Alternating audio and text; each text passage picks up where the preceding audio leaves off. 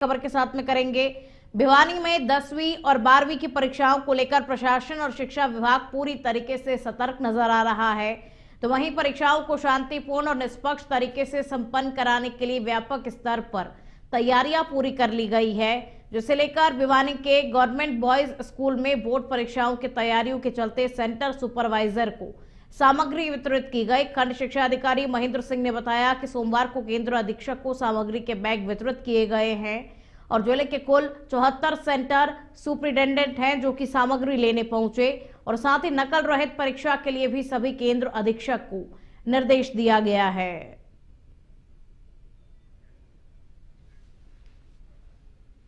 यहाँ senior secondary और जो है 10वीं क्लास के वार्षिक परीक्षा परिणाम के थैले पैकेट बांटे जा रहे हैं। बोर्ड सेक्रेटरी और चेयरमैन के आदेशानुसार 25 फरवरी से जो है वार्षिक परीक्षाएं हैं, उनके लिए बोर्ड की हिदायत अनुसार यह ड्यूटी लगी हुई हैं।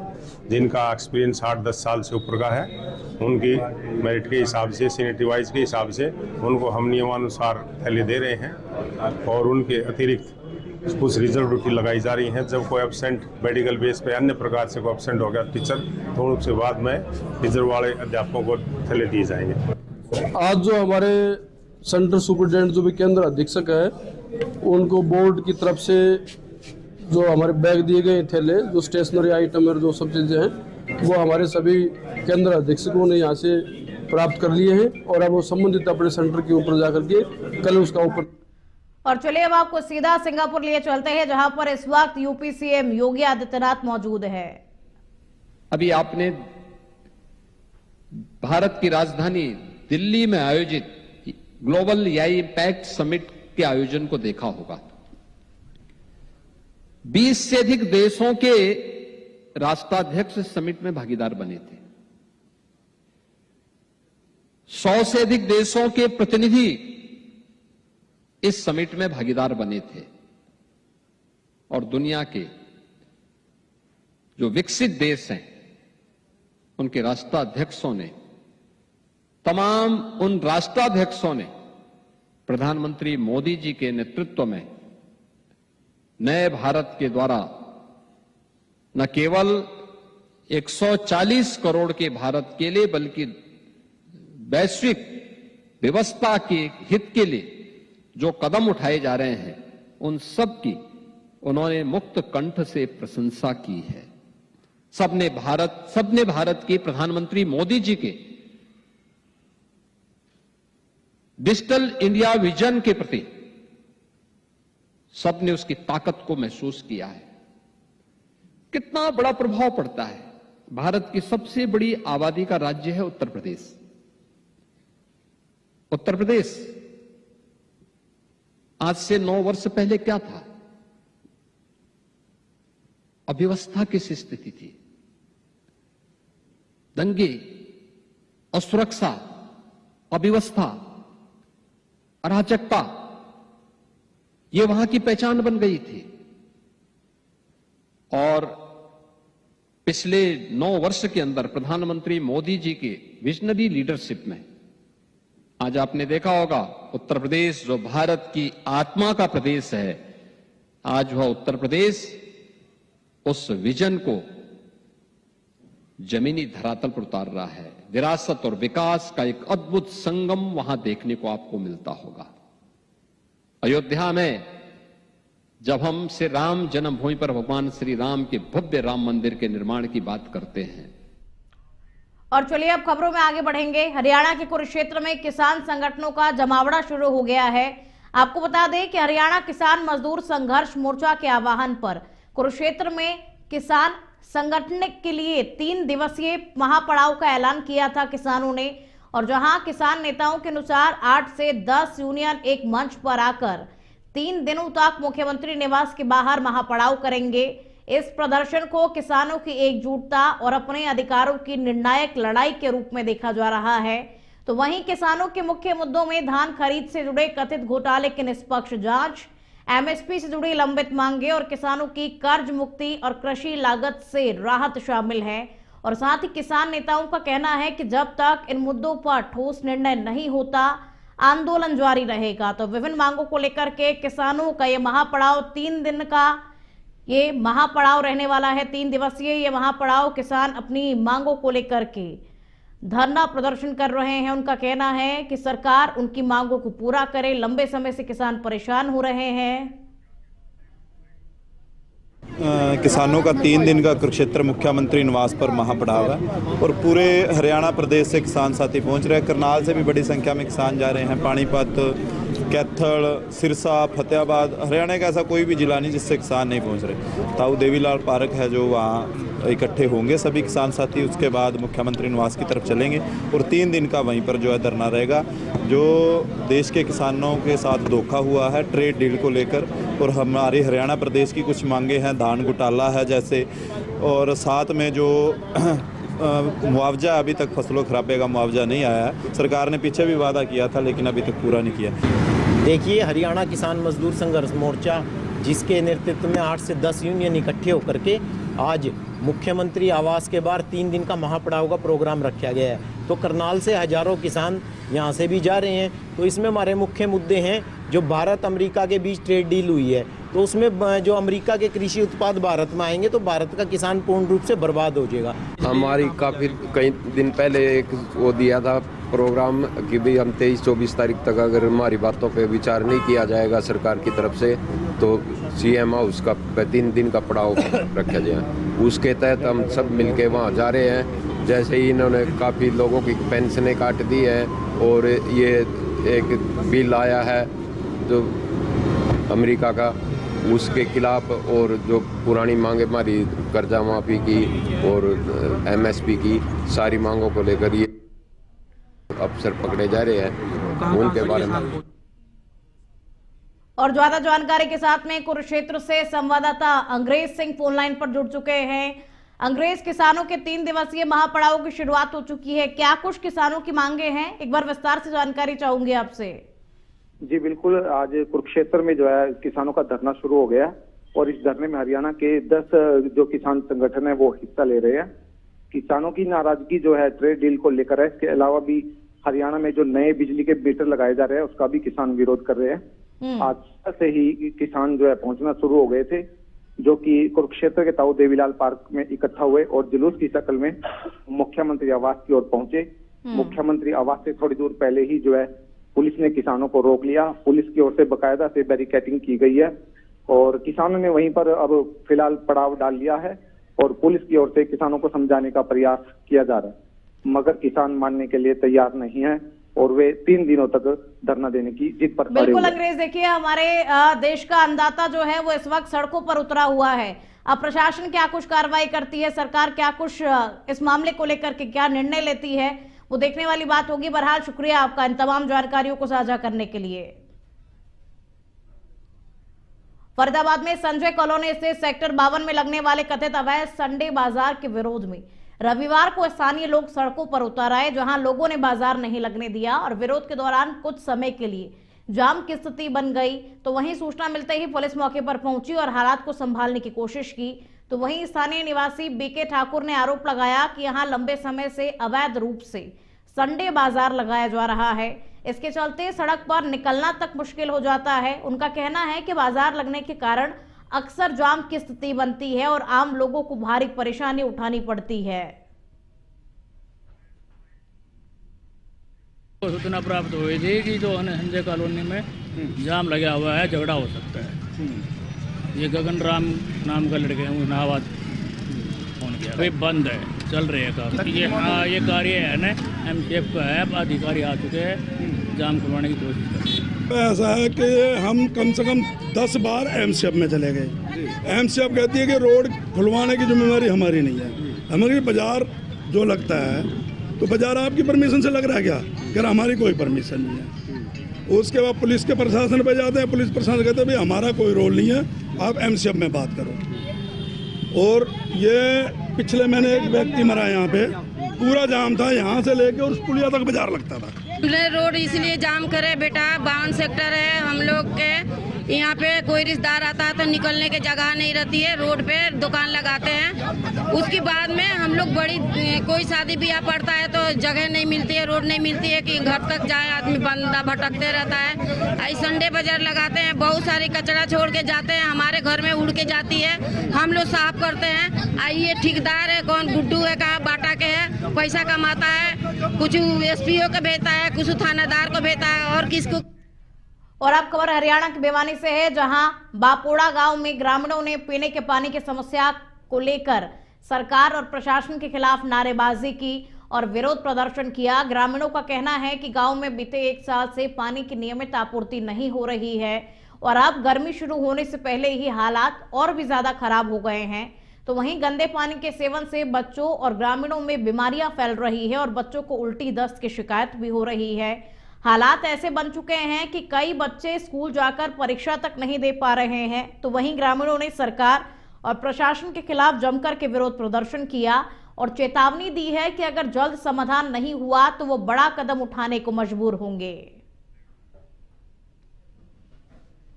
हमारे यहाँ पानी की समस्या मोटा मोटी 6-7 महीने तो काफ़ी तंग हो चुके हैं। ठंड का महीना तो हमने निकाल दिया है क्योंकि टैंकर वैंकर से काम चला के, और अभी गर्मी का महीना आ रहा है, आगे गर्मी चलेगी तो फिर ये व्यवस्था में हम चल नहीं सकते।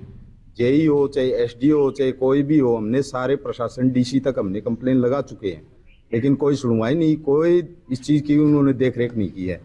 फिलहाल तो जो पानी आ रहा है वो तो इतना रद्दी पानी है कि मतलब हम तो क्या इंसान क्या जानवर भी नहीं पीते उसको। 1 साल से यह समस्या है जी। 1 साल में पानी आया है, वो भी इतना गंदा पानी आया जो आपने देख लिया होगा, पीने के लायक भी नहीं है। लड़का जीवन कल पानी पी लिया, उल्टी दस्त लग रहे हैं, स्कूल में नहीं जाने पाया, उसका पेपर था, आज पेपर देने में नहीं गया। ये लड़का ये रहा, आ जा इधर। ये पानी 1 साल में आया, फिर भी ये पानी आज गंदा। टैंकर आने की फैसिलिटी हमने खुद ने हमारी जिम्मेदारी पे थी, उसने गाड़ी बांट दी, अब टैंकर भी नहीं आ रहा। कम से कम 12 महीने हो गए जनाब, पानी की समस्या बहुत तगड़ी है। पहले तो पानी आया नहीं, 5 महीने तो ये 5 पानी छूटा है, सिड़ेवड़ा पानी आओ है, बाढ़ भी बीमार हो गए, पानी कोई सुनाई नहीं कर रहा। जेई के पास भी फोन कर लिया, चंडीगढ़ भी कर लिया, डीसी का भी दिया है। हरियाणा के पानीपत की गीता यूनिवर्सिटी परिसर में बने कैफे में भीषण आग लग गई। इससे अफरा तफरी मच गई और शुरुआत में आग कम होने के चलते वहां मौजूद लोग फायर सेफ्टी उपकरण से उस आग को बुझाने की कोशिश करते हैं, लेकिन तभी अचानक से सिलेंडर में ब्लास्ट हो जाता है, जिसके चलते 3 लोग गंभीर रूप से झुलस जाते हैं और धमाका इतना तेज था कि कैफे की छत और भारी साजो सज्जा के टुकड़े हवा में सैकड़ों फीट तक ऊपर उछल गए। ब्लास्ट होते ही वहां खाना खाने आए दर्जनों छात्र छात्राओं ने मौके से भाग करके अपनी जान बचाई। तो वहीं घटना की सूचना जैसे ही दमकल विभाग की टीम को मिली, वो तुरंत मौके पर पहुंची और करीब 45 मिनट की भारी मशक्कत के बाद में आग पर काबू पाया गया।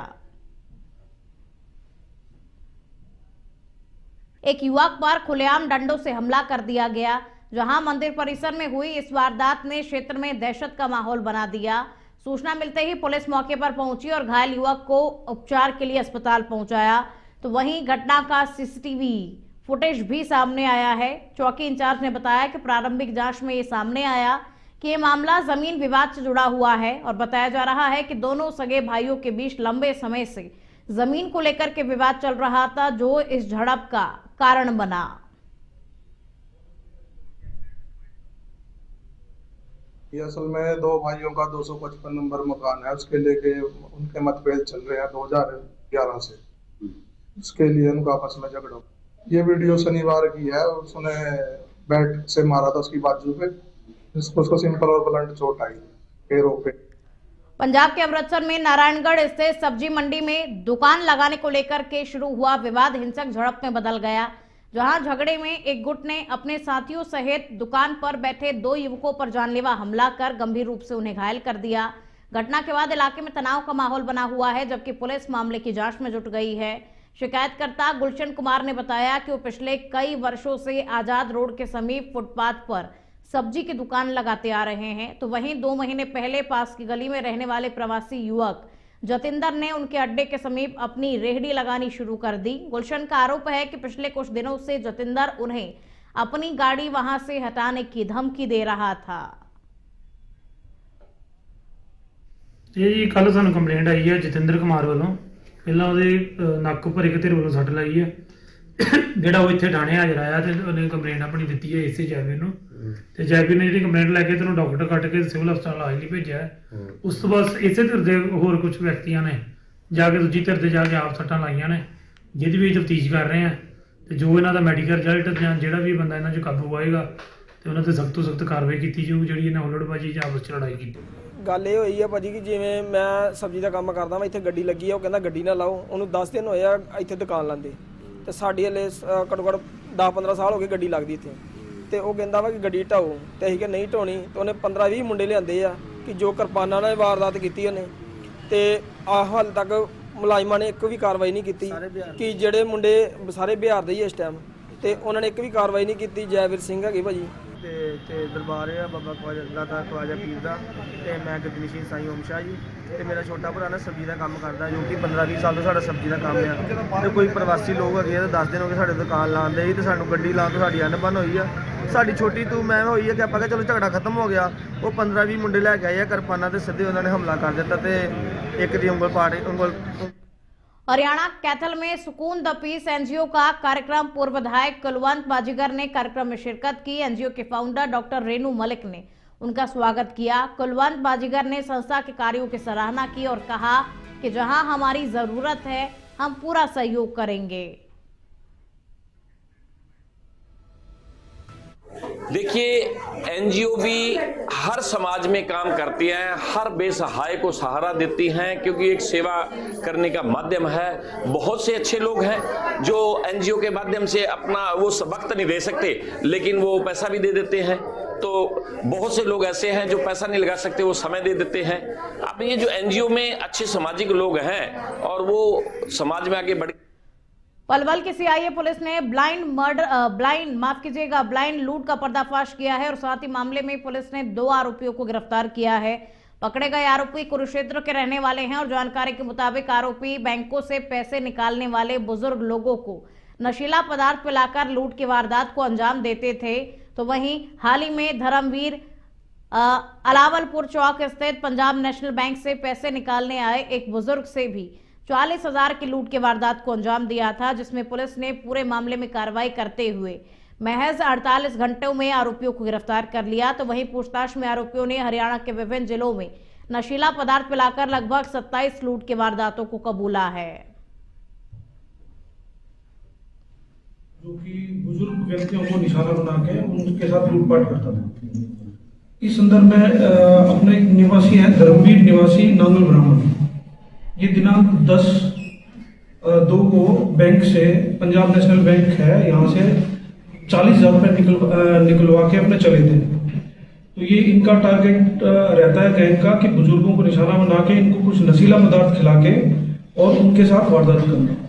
इनके साथ भी जब ये रेलवे रोड की तरफ जा रहे थे तो इनको भी कोई नशीली पेय पदार्थ दिया इनको, तो ये हल्की बेहोशी छाई। पंजाब में संयुक्त किसान मोर्चा की ओर से पूरे पंजाब में भाजपा कार्यालयों और भाजपा नेताओं के घरों का घेराव किया गया। इसी को लेकर पठानकोट में भाजपा कार्यकारी प्रधान अश्विनी शर्मा के घर के बाहर संयुक्त किसान मोर्चा की ओर से रोष प्रदर्शन किया गया। किसानों ने केंद्र सरकार से अमेरिका के साथ हुई व्यापार डील को तुरंत रद्द करने की मांग की। तो वहीं किसान नेताओं ने कहा कि केंद्र सरकार द्वारा अमेरिका के साथ की गई व्यापार डील आम जनता और किसानों के हित में नहीं है। और साथ ही प्रदर्शनकारियों ने कहा कि यदि सरकार ने इस डील को वापस नहीं लिया तो आने वाले दिनों में आंदोलन को और तेज किया जाएगा। बिजली सोध बिल 2025 ਆ ਜਿਹਨੂੰ ਆਪਾਂ ਪਹਿਲਾਂ ਵੀ ਭਿਆਨਕ ਰੋਹ ਕਹਿੰਦੇ ਤੇ ਹੁਣ ਵੀ ਕਹਿੰਦੇ ਆ। ਉਸ ਤੋਂ ਬਾਅਦ ਇਹਨਾਂ ਨੇ ਸੀਸੋ ਬਿਲ 2025 ਲਾਗੂ ਕਰਤਾ ਹੈ। ਜਿਹੜੇ ਕਿਸਾਨ ਆਪਣਾ ਬੀਜ ਤਿਆਰ ਕਰਕੇ ਆਪਣੀਆਂ ਕਣਕਾਂ ਦਾ ਬੀਜ ਤਿਆਰ ਕਰਕੇ ਆਪਣੇ ਗੰਨੇ ਦਾ ਬੀਜ ਤਿਆਰ ਕਰਕੇ ਘਰ 'ਚ ਖਾਣ ਵਾਲੀਆਂ ਫਸਲਾਂ ਦਾਲਾਂ ਦਾ ਬੀਜ ਤਿਆਰ ਕਰਕੇ ਲਾਉਂਦੇ ਸੀ, ਉਹਦੇ ਤੇ ਪਾਬੰਦੀ ਲਾਤੀ ਹੈ। ਸੰਯੁਕਤ ਕਿਸਾਨ ਮੋਰਚਾ ਤੇ ਟ੍ਰੇਡ ਯੂਨੀਅਨਾਂ ਦੇ ਸਾਂਝੇ ਸੱਦੇ ਤੇ ਐਮਐਲਏ ਮੰਤਰੀਆਂ ਦੇ ਘਰਾਂ ਦੇ ਅੱਗੇ ਰੋਸ ਮੁਜ਼ਾਹਰੇ ਕੀਤੇ ਜਾ ਰਹੇ ਆ ਕਿਉਂਕਿ 4 ਕਿਰਤ ਕੋਡ ਜਿਹੜੇ ਬਣਾਏ 29 ਕਾਨੂੰਨ ਤੋੜ ਕੇ ਬੜੀਆਂ ਕੁਰਬਾਨੀਆਂ ਦੇ ਕੇ ਸਹਾਇਤਾਂ ਦੇ ਕੇ ਮਜ਼ਦੂਰਾਂ ਨੇ ਲੜਾਈਆਂ ਲੜ ਕੇ ਕਾਨੂੰਨ ਬਣਾਏ ਸੀ। 1923 ਤੋਂ ਲੈ ਕੇ 2008 तक के कानून बने सी और ये सारे पंजाब सरकार द्वारा legal and defence council action plan system लागू किए जाने के बाद अब प्रदेश भर के वकीलों में रोष देखने को मिल रहा है। मोगा में वकील 27 फरवरी तक हड़ताल पर चले गए हैं। सोमवार को कोर्ट के गेट के बाहर बार एसोसिएशन की ओर से प्रदर्शन किया गया और सरकार से इस सिस्टम को वापस लेने की मांग की। उन्होंने कहा कि इससे न केवल वकील समुदाय के रोजगार पर असर पड़ा है बल्कि उनके सम्मान को भी ठेस पहुंची है। देखो अज की जी पंजाब लैवल की सफाई की गई है, ये दो मुख मुद्दों पर की गई है।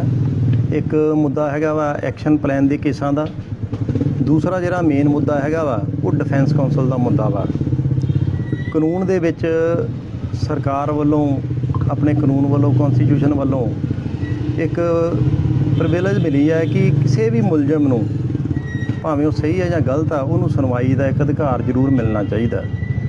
उनके तहत सरकार वालों जिहड़े बंदे आपदा वकील नहीं हायर कर सकते थे उन्होंने डिफेंस कौंसल के तहत एक विधि वो वकील किनूं दिता जाता सी जिहड़ा आपदा वकील नहीं कर सकता सी, जिंदे कोले समर्था नहीं सी, पैसे जिंदे कोले नहीं सीगे, अफोर्ड नहीं सी कर सकता, उन्होंने वकील दिता जाता। बिल्कुल सही गल आ तुहाडी, यही नीति जिहड़ी है ये चलदी पई आ जी। साडे बहुत सारे लॉयर्स जिहड़े है वो घर बैठण वाली स्टेज ते पहुंचे होए आ ते आने वाले टाइम 'च लगदा कि बाकी भी बैठणगे, क्योंकि जिहड़े मुजरमां नूं वकील दिते जा रहे हैं ना वो सिर्फ 3 या पानीपत रिफाइनरी में मजदूरों ने सुरक्षा बलों पर पथराव कर दिया। दरअसल मजदूर ओवर टाइम अधिकारियों के दुर्व्यवहार समेत अन्य मांगों को लेकर प्रदर्शन कर रहे थे।